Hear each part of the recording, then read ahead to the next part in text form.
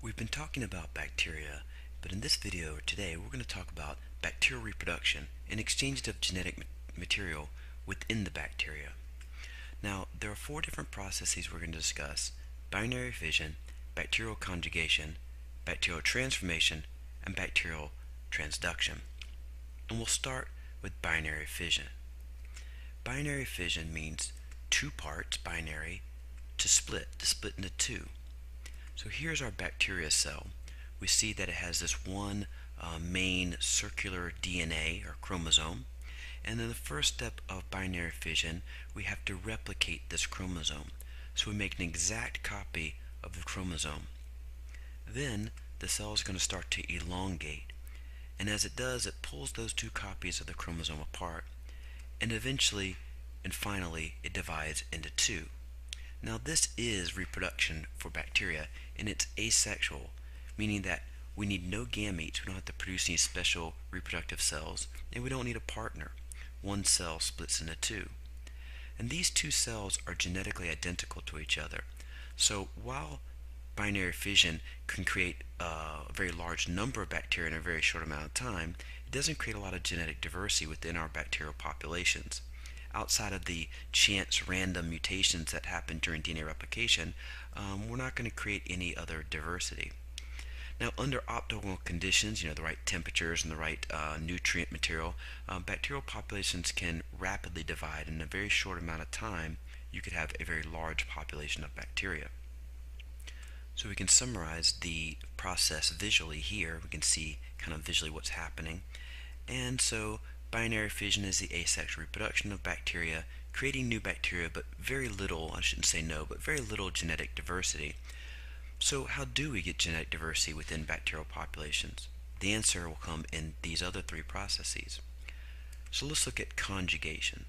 To conjugate means to come together. If you were unfortunate enough to be in prison for a very long period of time, you might look forward to a conjugal visit.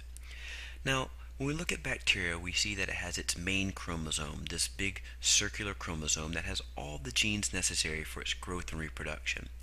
But sometimes bacteria will have extra smaller pieces of circular DNA called plasmids. And these plasmids will carry extra non-essential genes. But not all bacteria have a plasmid. Sometimes a bacteria cell with a plasmid will transfer a copy of that plasmid to another bacteria. So here we have two bacteria, one with the plasmid and one without. You can see the one that has the plasmid has some characteristics, in this case these proteins on the surface or something, that are being conferred by this plasmid. And this one does not have the plasmid. It's almost like we have two different versions of the bacteria. We won't go as far as saying different genders, but they are different. So when they come together, they'll form what's called a connection, what's called a conjugation tube.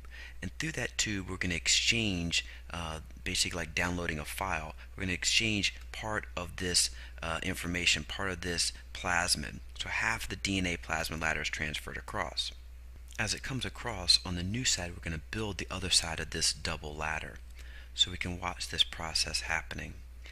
And as we transfer this across, at some point this conjugation tube is going to break and kind of end our download transfer.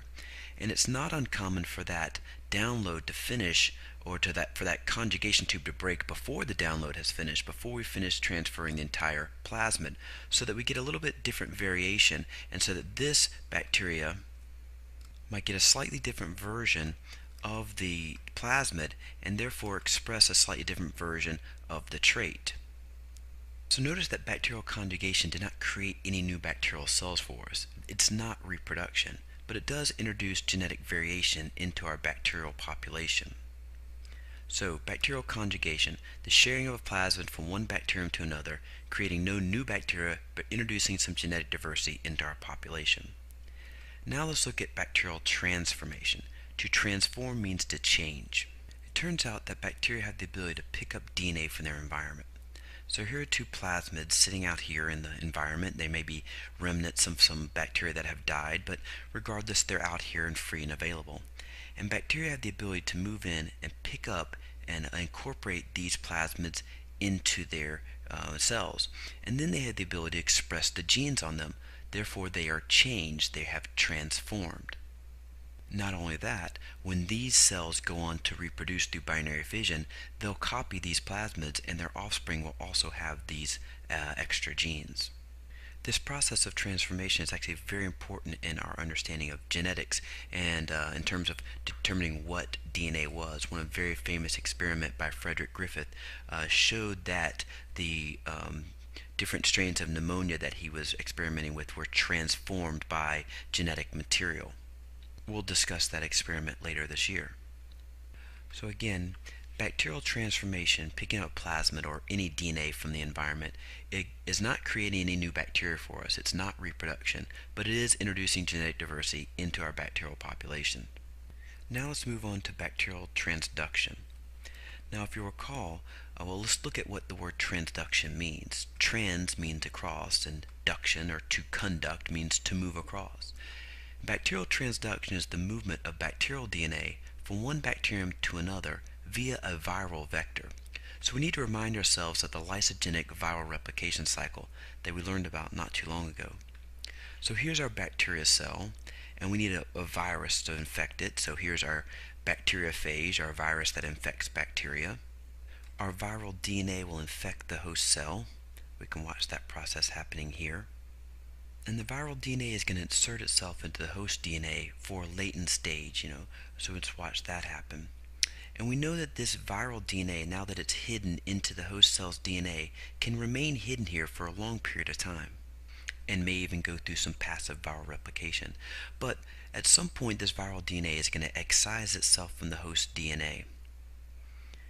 And when it does, sometimes it can pick up some of the bacterial DNA with it. We can see here the red is the viral DNA and the white is the bacterial DNA. Well, the next step in our process is to construct the viral components, so let's build those. And then finally we actually assemble our viruses. And watch what happens here, because something very interesting could happen. We see that in this virus and then this virus, or these protein coats of the virus, we have incorporated some bacterial DNA. Some bacterial DNA has been packaged into these viral protein coats. We can see them, let's see, right there. Now eventually these cells are going to burst or lyse to release these viruses to go on and infect other cells. Now notice that some of these viruses, like these two, are carrying bacterial DNA that they can transduct or transfer over to other bacterium.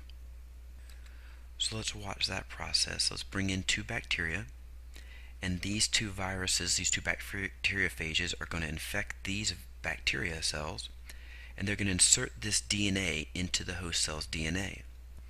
So again, transduction is not bacterial reproduction, but it is a source of genetic variation in bacteria. We've moved this white genes from one bacteria into the genome of this bacteria, which may have a whole different set of genes. So it is an important source of genetic variation for us. So we can summarize transduction as, or describe it as, when a virus relocates bacterial DNA from one bacterium to another via the viral replication cycles, introducing some genetic diversity into the population. So there we have it. These are the four processes you need to know about bacterial reproduction and exchanges of genetic material to explain how viral populations can become genetically diverse. So go back over each of these, draw lots of pictures, kind of be able to explain each step along the way, and make sure you can differentiate between these four. If you have any questions, leave them in the comments below the video, and I hope you learned something.